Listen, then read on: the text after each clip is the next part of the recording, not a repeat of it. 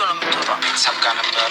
የኢቢኤስ ጋዜጠኛው ተንሳኤ ለዓመታት የገነባውን 2 ልጆች ያፈራበት ትዳሩን በመጨረሻም አጥቶታል። ልክ እንደ ጉንፋን ወረሽኝ የቀረቡት ጋር ይዛመታል የሚባልለት የፍች ሁኔታ በተንሳኤ አልቀረም። ዳንኤል ተገኝን አሳዶት ቤቱንም ጎብኝቶታል። ዳንኤልም እንደ ተንሳኤ ከአንድ ልጅ እናቱ ጋር ተለያይቷል። የኢቢኤስ አቅራቢ መሆንና ትዳርን መፍታት የአንድ ሳንቲም 2 ገጽታ ናቸው ወደ መባሉ እየተዘዋወረ ይመስላል። አብዛኞቹ ትዳራቸውን አጥተዋል። ለውስን ደቂቃዎች አብራችሁን ስትዘልቁ ዳንኤል ተገኝና ተንሳኤ ድረስ ከትዳራቸው የተለያዩበትን ትክክለኛ ምክንያት ምንድነው ብለን ጠይቀን ከውስጥ ያገኘነውን መረጃ አጋርተናችሁ ከሁለቱ ቀደማ የዚህ በሽታ ተጠቂ የሆነችው ሉላ ገዙ ሕይወት ያለ ትዳር እንዴት አድርጓታል የሚለውን እንነግራችኋለን። ቪዲዮውን ላይክ እያደረጋችሁ አብራችሁን ዝለቁ።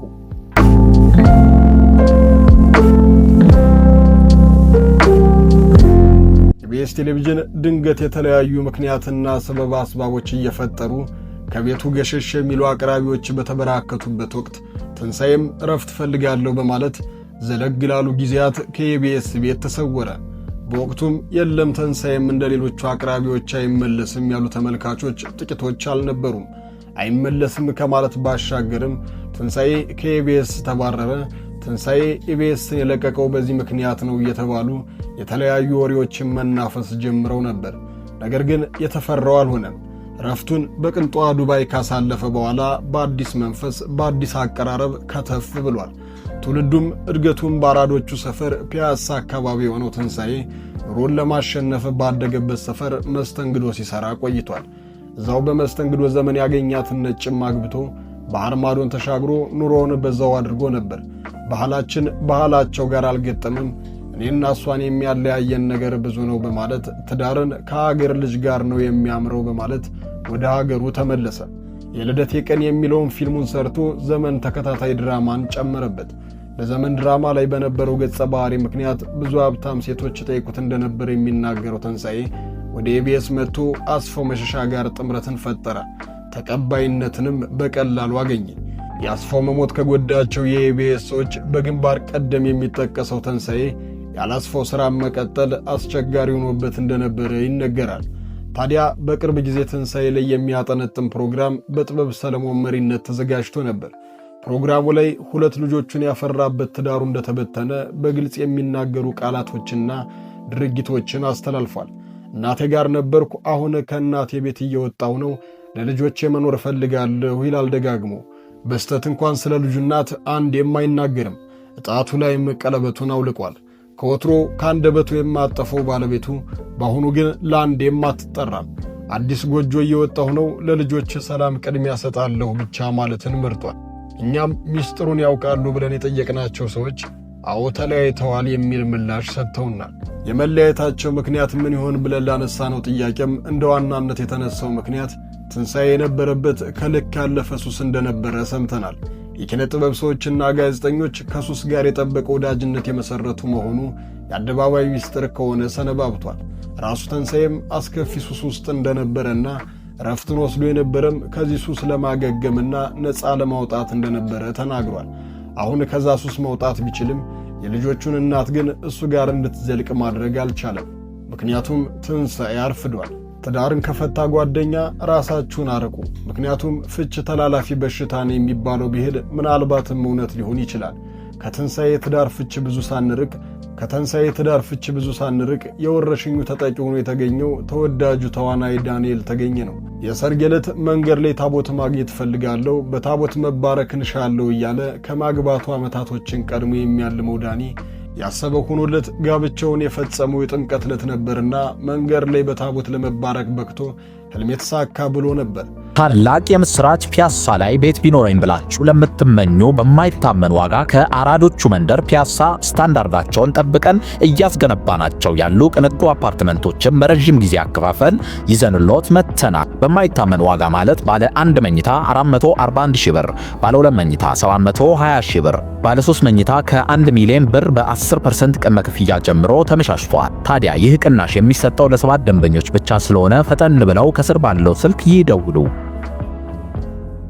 ቲያትርን ለበርካታ ዓመታት ተጫውቷል። በፊልም ዓለም ደግሞ ከማንረሳቸው ፊልሞች መካከል የዳኒ ፊልሞች ተጠቃሽ ናቸው። ማክቤል አብዛኛው ኢትዮጵያዊ ያለቀሰበት በልብ ውስጥ የተቀመጠ ፊልሙ ነው። ዶክተር ምስክር የተሰኘ ገጸ ባህሪው ከእውነተኛ ስሙ ጋር የሚምታታባቸው ሰዎች ቁጥራቸው ቀላል የሚባል አይደለም። አስፋው ከሞተ በኋላ ኢቢኤስን ሲቀላቀል ተመልካች በፊልሙ ዓለም እንዳከበረውና እንደወደደው አድርጎ አልተቀበለውም። ይልቅስ በርካታ ትችቶችን አስተናግዷል። ምን አለበት እነዚህ ተዋናያኖች ያለሙያቸው ባይገቡ ለምን እንደተከበሩ አይኖርምና የመሳሰሉት ትችቶችን አስተናግዷል። በጊዜ ሂደት የቤቱን ቀለም እየተረዳ የመጣው ዳኒ ቀስ በቀስም ቢሆን እነዛን ትችቶች ለመቀነስ በቅቷል። ታዲያ ዳኒ ቤቱን እየመሰለ የመጣው ትዳሩን በማገራገጥ ጭምር ነው። ሀገር ምድሩ መርቆ የዳራቸው በታቦቱ የተባረከው ጋብቻቸው በተወዳጅ አርቲስቶች የታጀበው የዳኒና አቤ ማለትም የታወቀው ትራምፔት ተጫዋች መርሃዊ ልጅ ነች። ለትዳራቸው መፍረስ የአቤ በስዊድን መኖር የአንበሳውን ድርሻ ይወስዳል። ከትዳሩ መንገራገጭ ቀደም ብሎ በአንድ ቃለ ምልልሱ ላይ የርቀት ፍቅር እንዴት ነው ተብሎ ሲጠየቅ እጅግ በጣም አስቸጋሪና አሰልች እንደነበረ ተናግሯል። በዚህም ምክንያት ባለቤቱ ጋር በተደጋጋሚ እንደሚጋጩ አንስቷል። ከዓይን የራቀ ከልብ ይርቃል እንዳለው ዘፋኙ የዳኒ ከሀገሩ ወጥቶ የመኖር ፍላጎት አለመኖርና የአቤ ወደ ኢትዮጵያ ፍጹም የመምጣት ፍላጎት አለመኖር የተቃርኗቸው መጀመሪያ ሆኖ ትዳራቸውን አጣብቂኝ ውስጥ ከቶታል። ዳኒ ከአቤ አንድ ልጅ የወለደ ሲሆን ልጅን ያህል ነገር በሲንግል ማምነት የውም በሰው ሀገር እንደከበደ አሰምተናል። ኢቢኤስ የሚሞሸሩበት ቤት ብቻ ሳይሆን ዳራቸው የፈረሰባቸው ጋዜጠኞችና ፕሮግራም አቅራቢዎች መከማቻ እንደሆነ መታዘባችን አይቀሬ ሆኗል። አሁን ላይ ኢቢኤስን ሳይለቁ በቤቱ ከጸኑ ጥቂት አቅራቢዎች መካከል ከፊት የምትገኘው ሉላ ገዙ ትዳሯን አጥታ 2 ሴት ልጆችን ብቻዋን ማሳደግ ከጀመረች ከዳኒም ከተንሳይም ትቀድማለች። በቅርቡ የልደት በዓሏን ስታከብር ያስተላለፈችው መልእክት በማኅበራዊ ሚዲያ ሲዘዋወር የነበረው የብቸኝነትና የሐዘን መግለጫም ከዚሁ ከትዳር መፍረስና ብቸኝነት ጋር ይገናኛል። ስትስቅና ስትጫወት ለተመለከቷት በዚህ ሐዘን ውስጥ የምታልፍ አትመስልም። በሳቅ ውስጥ የተሸፈኑ ብዙ ሐዘኖች አሉና ሉላም ሐዘኗን እንዲህ ስትል ትገልጸዋለች። አንዳንዴ በጣም ብቸኝነት ይሰማኛል። ይህም ሲሆን መታቀፍ ብቻ ነው የምፈልገው።